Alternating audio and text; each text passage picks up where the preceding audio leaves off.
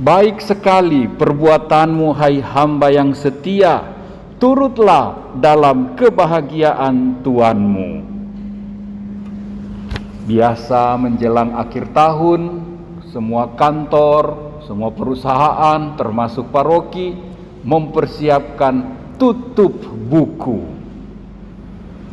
Tidak lepas dari evaluasi, dari pertanggungan jawab, apa yang sudah, apa yang belum, apa yang berhasil, apa yang gagal, apa yang macet, apa yang tidak diduga-duga tetapi terjadi. Tentu dengan harapan semuanya maju, semuanya berkembang, semuanya bertumbuh dan bertambah. Kita pasti senang mendengar bacaan-bacaan hari ini. Mengapa? Karena nyata sekali Tuhan mengapresiasi, Tuhan menilai, Tuhan menghargai semua perbuatan baik kita. Semua usaha-usaha kita yang bagus, Tuhan menghargainya, Tuhan memujinya. Penulis kitab Amsal dalam bacaan pertama memuji seorang istri dengan kualitas-kualitas hebatnya, bahkan lebih berharga daripada permata. Ia cakap luar dan dalam, budi hatinya baik, dapat dipercaya, tidak ada sesuatu yang jahat padanya. Ia pekerja, ia rajin, serentak hatinya penuh belas kasih, kepedulian pada yang tertindas, pada yang miskin. Tapi terutama dia juga serentak takut akan Tuhan, takut menyakiti Tuhan, takut melawan Tuhan. Kebajikan ini menjadi tutur kata semua orang di kota. Semua orang mengetahui kualitas istri yang satu ini. Hiasilah, dandanilah, ukir, patrilah hidupmu dengan segala sesuatu yang baik, yang terpuji, dengan segala keutamaan-keutamaan surgawi, rohani maupun jasmani, beautiful, luar dan dalam. Inilah yang berkenan pada Tuhan. Bacaan kedua, Santo Paulus memberi nasihat kepada umat di Tesalonika bahwa hari Tuhan akan datang bagaikan pencuri di malam hari. Nobody knows.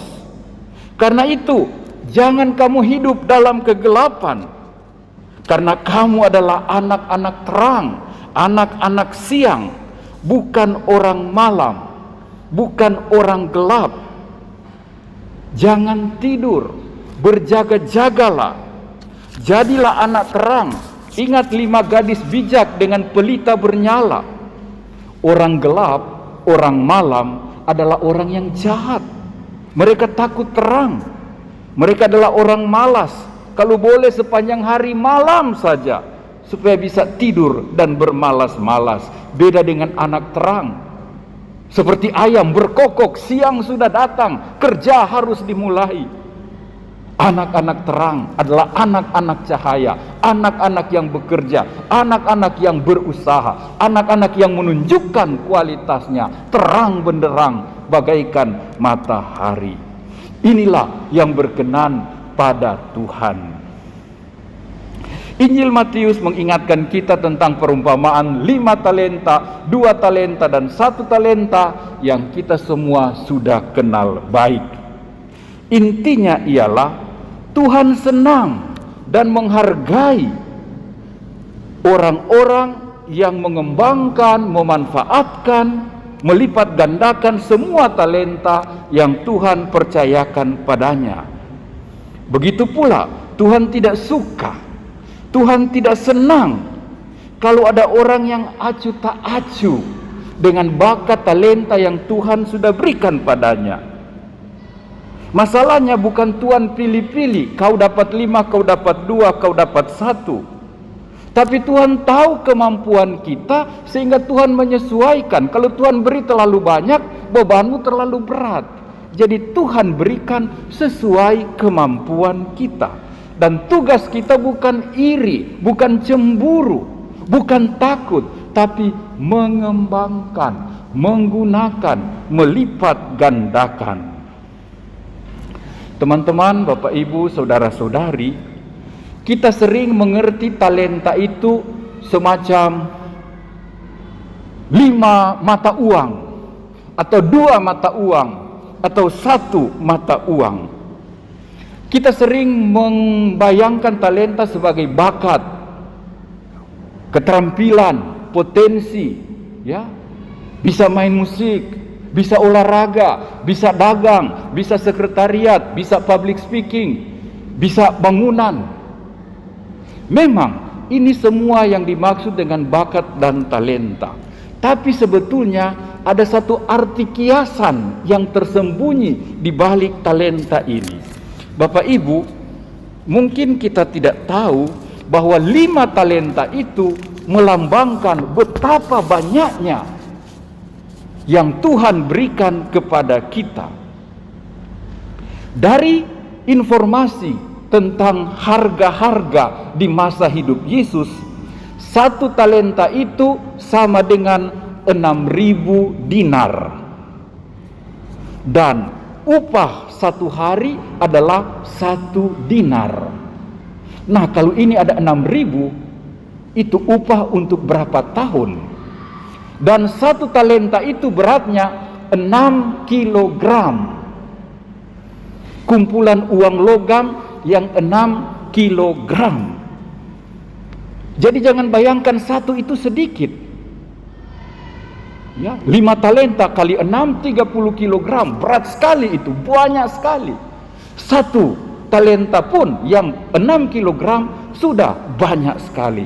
Nah, ini melambangkan Allah memiliki talenta yang banyak sekali. Dan Allah membagikan, memberikan sesuai kemampuan-kemampuan kita. Ada yang dapat, ada yang 5, ada yang 1. Tapi itu tetap banyak. Melambangkan betapa Allah maha kaya, serentak maha baik. Dan Allah ingin apa yang Dia berikan ini kita kembangkan, kita lipat gandakan. Oh, bukan main. Begitu besar kebaikan Tuhan, begitu kaya, dan Dia memberikannya itu kepada kita semua. Maka kita lebih mengerti sekarang. Pantas Tuhan marah, Tuhan menegur orang yang malas, yang tidak mau mengembangkan 6.000 dinar, 6 kilo mata uang. Tuhan tidak suka orang yang tidak bekerja, tidak melipat gandakan, orang yang menelantarkan potensi yang ada, karisma dan kemampuannya. Tuhan tidak senang dia menjadi anak gelap yang malas, tidak mau berusaha. Dan sebaliknya, kita mengerti mengapa Tuhan menyambut baik. Marilah, hai hambaku yang setia, ikut ambil bagian bersamaku, karena engkau telah melipat gandakan. Engkau telah bekerja keras dan hasilmu berguna untukmu, berguna untuk saya, dan berguna untuk banyak orang. Menjelang akhir tahun liturgi ini, sebelum tutup buku, kita juga semua perlu evaluasi. Kita perlu menilai apakah saya sudah mengembangkan bakat, talenta yang Tuhan berikan kepada saya sungguh-sungguh maksimal dan optimal. Izinkan saya bertanya kepada Jessica. Jessica boleh maju di mimbar, sekaligus memperkenalkan siapa pemain organ kita malam ini. Bukan Pastor Hari yang di sampingnya, tapi Jessica.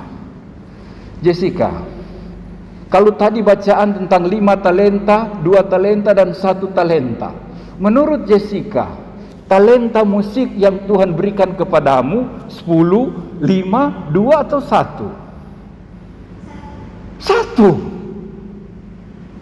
1. Tapi teman-teman, Bapak Ibu, lihat apa yang dihasilkan malam ini. Berapa tahun ada belajar mengiring? Mulai kapan? dari bulan Maret, dari bulan Corona, saat orang mengeluh, saat orang bilang nin tahu mau bikin apa, saat orang bakurung jadi putih, termasuk puru timbul, Jessica belajar, isi waktu berlatih, tong teng tong teng tong, 1 talenta. Bapak Ibu bisa hitung berapa talenta yang dia persembahkan pada kita di masa sulit, di masa Corona ini. Saya tidak tanya berapa kali Pastor Hari Kuti itu tangan enggak. Itu persoalan pelatih dengan yang dilatih. Tapi malam ini kita lihat, Jessica, selain mengisi masa Corona dengan latihan, ada kegiatan apa lagi yang kau buat? Bantu mama tanam biji sesawi. Bulan Maret saya pulang dari Yerusalem bawa biji sesawi, dia tugas tanam. Mudah-mudahan subur dan jadi sehingga orang banyak bisa lihat pohon sesawi itu macam apa ya. Apalagi yang Jessica buat di masa Corona ini? Melayan ya, PPA. Cuma 1 kali PPA basuar dingin dia karena dia selupa. Mau berjalan ke mana, tapi sekarang sudah latih ulang. Apalagi yang kau buat di masa Corona ini? Ya. Dia bantu saya dalam katekese anak. Tiap minggu rekaman untuk pewartaan. Bapak Ibu saudara-saudari, anak ini bilang bakat musiknya cuma 1 talenta. Cuma 1. Tapi kita lihat berkat Tuhan, berkat bantuan Pastor Hari dan instruktur, dia bisa membawa kita semua doa-doa kita lewat liturgi yang khidmat, lewat iringan, perdana, sederhana. Ya. Kepada orang macam inilah Tuhan mau berkata, hai hamba yang setia, marilah masuk dalam bahagia Tuhanmu. Saudara-saudariku terkasih, Jessica boleh kembali ke tempat. Mari kita manfaatkan minggu ini sampai pesta Kristus Raja dan nanti menjelang Advent kita evaluasi. Sudahkah saya mengembangkan bakat, talenta, potensi yang Tuhan berikan? Tidak perlu harus hebat-hebat, mendirikan 7 perusahaan, membangun 2 gereja. Senyum, menelpon seseorang yang kesepian, menanyakan what can I do pada yang malang, mengantarkan orang yang sakit ke rumah sakit, membantu kemudahan, mengajar yang lemah, membimbing yang bingung, menunjukkan terang pada yang dalam kegelapan, memberikan semangat dan pengharapan, mengajak untuk berani lagi kita gabung ke gereja, mencari yang hilang.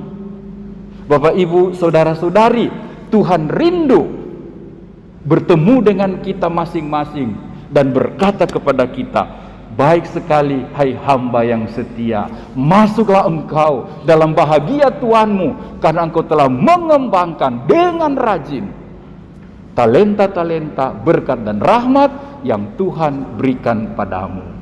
Biarlah Tuhan tersenyum dan bangga padamu. Amin.